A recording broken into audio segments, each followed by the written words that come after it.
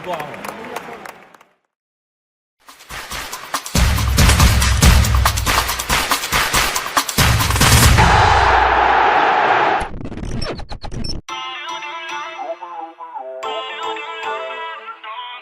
Di malam yang dingin di jantung ibu kota Spanyol, di bawah langit yang mendung dan sorak ribuan jiwa, Santiago Bernabeu kembali menjadi panggung bagi keajaiban. Dan malam itu, satu nama berdansa di antara peluh dan tekanan. Vinicius José Paixão de Oliveira Junior atau orang memanggilnya Vinicius Junior. Kylian Mbappe, sang pujaan baru yang dinanti-nantikan di Madrid, harus absen karena skorsing dan cedera ringan. Tiada kilatan cepat dari sisi kanan, tiada ancaman maut dari kotak penalti yang biasa ia ciptakan. Namun seperti kata pepatah tua, saat satu pintu tertutup, pintu lain terbuka lebar. Dan pintu itu, malam itu terbuka untuk Vinicius. Bukan sebagai pelengkap, bukan sebagai pemanis, melainkan sebagai pusat galaksi permainan Madrid malam itu.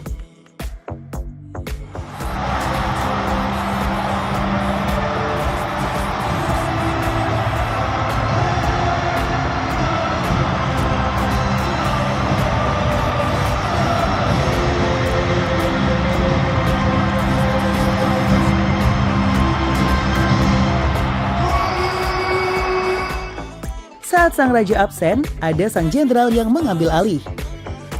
Dari menit awal hingga peluit akhir, Vinicius bermain seperti lukisan hidup. Langkah kakinya bukan sekedar teknik, tapi seni, perpaduan irama Brazil dengan ketajaman naluri Eropa. Satu demi satu bek Bilbao ditelanjangi oleh gerakannya, bola seolah menempel di kakinya dan para penonton tak bisa menahan decak kagum. Bagai kilat menyambar dalam senyap, begitulah aksinya. Tiba-tiba menusuk mematikan. Di satu momen ia turun jauh ke belakang, membantu pertahanan, merebut bola dan tetap sempat menutmeg alias membuat bola melewati kaki lawan. Bukan sekedar dribble, itu sebuah ejekan yang artistik. Air beriak tanda tak dalam, tapi Vini malam itu tenang dan dalam.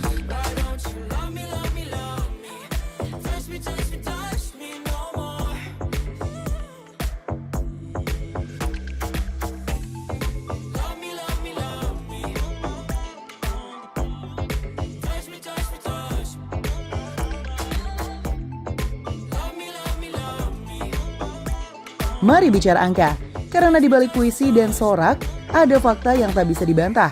4 tembakan mengancam gawang, 5 dribble sukses yang membuat lawan berputar, 6 umpan kunci yang membuka tabir pertahanan, 2 peluang emas diciptakan, 9 duel dimenangkan, 70 sentuhan magis sepanjang pertandingan, 2 umpan panjang sukses, dan 3 pelanggaran didapatkan karena tak bisa dihentikan secara bersih.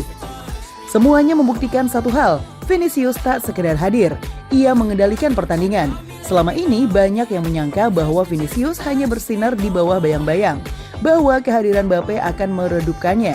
Namun malam ini Vinicius membuktikan ia tak butuh bayang-bayang, karena ia sendiri adalah cahaya.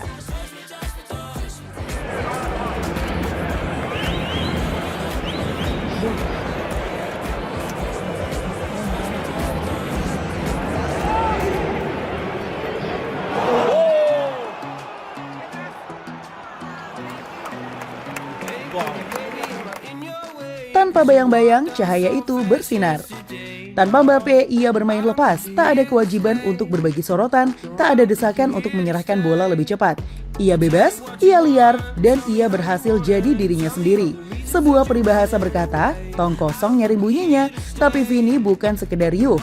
Ia penuh isi, kualitas, determinasi, dan insting mematikan. Madrid masih kesulitan menemukan permainan ideal, khususnya dalam mengungkap rahasia Bilbao hingga 10 menit permainan. Vinicius Junior melakukan percobaan pada menit ke-19 dengan tembakan jarak jauh di sisi kiri, namun masih melebar di sisi kanan gawang lawan.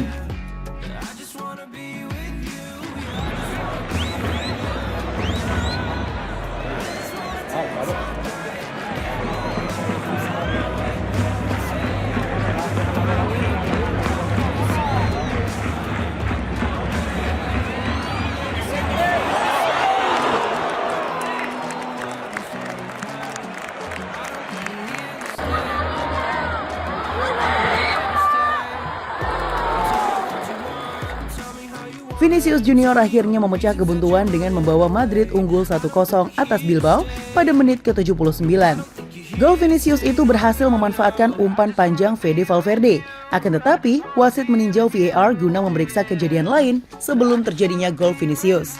Pada menit ke-82, wasit menganulir gol Vinicius setelah melihat VAR. Endrick dianggap lebih dulu lewat Paredes. Skor tetap imbang 0-0. Gol sematawayang Real Madrid dicetak Federico Valverde di menit ke-90+3. Sebuah sepakan setengah voli dari bola liar yang membuat seluruh stadion meledak. Tapi bahkan Valverde sendiri usai mencetak gol itu berlari ke arah Vinicius karena ia tahu siapa yang membakar semangat tim sepanjang pertandingan.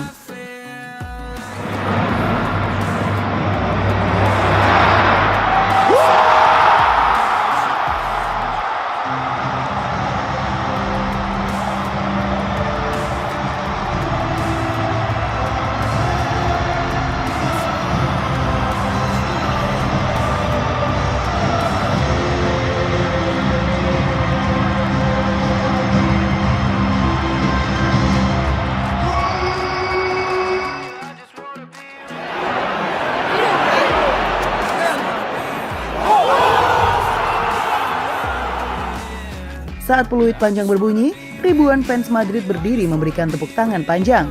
Bukan hanya karena kemenangan, tapi karena mereka baru saja menyaksikan penampilan terbaik dari Vini. Penampilan yang mengingatkan mereka bahwa di klub ini selalu ada sihir, meski Raja tidak hadir.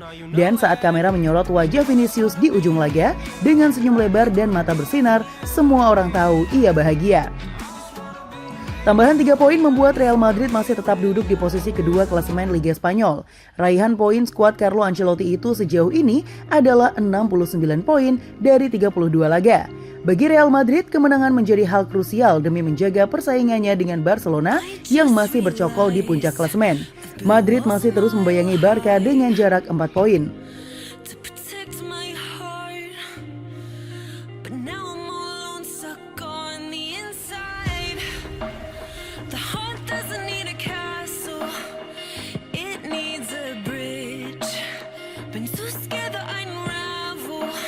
Kami memegang kendali permainan di babak pertama dan mampu mengatasi tekanan atletik tanpa kesulitan berarti.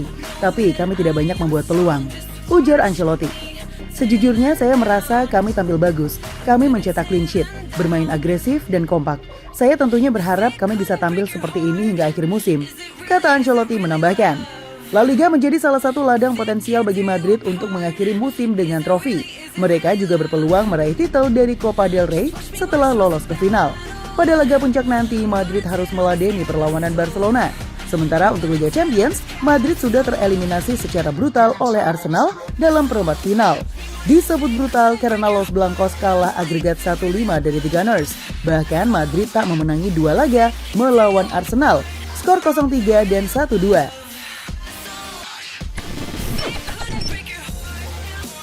Gimana football lovers? Aduh, pasti seru banget ya. Dan aku masih punya banyak banget informasi seru lainnya karena aku bakalan terus update setiap harinya cuman buat kamu. So, pastiin kamu pantengin terus FGD Football ya. Ketemu sama aku lagi. Bye.